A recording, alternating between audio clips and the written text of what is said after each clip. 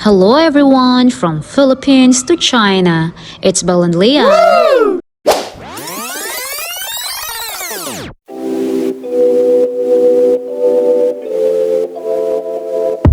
Di ba na-promise ko sa inyo guys, nung summer, na ililibot ko kayo ulit during winter para makita nyo ang itsura ng town sa mga kabahayan. Kung babalikan niyo ang vlog ko noong summer, ay parang nga itong ibang lugar.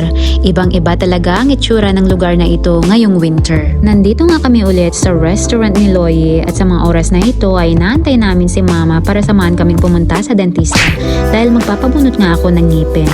Naluha nga ako sa sobrang inis kay Lian dahil halos 1 hour siyang nakikipagdiskusyon sa mga pinsan niya kung bunot nga ba or lagyan na lang ng crown kasi sayang nga daw kung tatanggalin. Na-explain ko na kay Lian na bunot nga ang ipapagawa ko dahil wisdom tooth nga ito. Kaya okay lang sa akin na bunot at nag-flashback na rin kasi ang halos 3 months kong suffering dahil dito. Sinabi nga ni Lian kay Mama ang nangyari kaya tinatawanan nila ako. Natawa na rin ako sa sarili ko kasi kahit gaano ko pigilan ng luha ko kanina ay di ko talaga mapigilan. Di ba ang babaw? Pagdating na namin sa clinic ay close nga ito kaya tinawagan ni Mama ang phone number na nakadikit sa harapan ng clinic. At ang sabi nga ng sekretary niya, every other day pa lang schedule niya dito sa town kasi may clinic din siya sa city kaya balik na lang kami ng kinabukasan. Bumalik na nga kami sa restaurant ni Loie at nanigas nga ang buhok ko sa lamig kasi medyo basa pa ng konti. Naligo kasi ako kanina bago kami umalis kaya pinapatuyo ko sa araw. Napakakapal din kasi ng hair ko.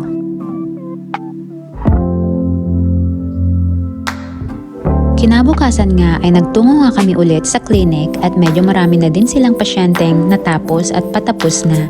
Ito lang kasi ang clinic dito sa town. Ako na nga rin ang pinakalas na pasyente nila ngayong umaga.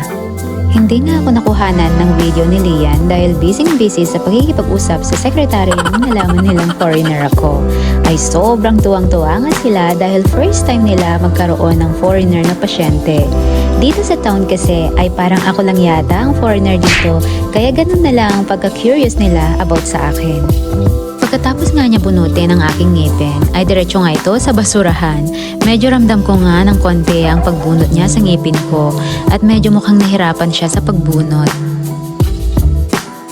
Ito na nga at nararamdaman ko na nga rin na nag-uumpisang mamanhid ang aking mga labi at tinatawanan nga nila ako dahil di ko maibuka ng maayos ang aking bunganan.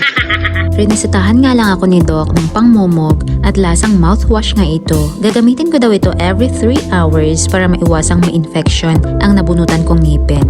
At bawal na din akong kumain ng malalansa ng 3 araw. Sa paggamit ko nga sa rinisetang mouthwash ng 2 beses ay unti-unti kong nararamdaman na medyo natatanggal ang naiturok sa aking anesthesia kaya medyo ramdam ko na ang konting kirot sa bandang nabunutan. Here's the little update, guys. Now, it's been 6 hours past and continuous pa rin ang pagbe-bleed ng nabunutan kong ipin.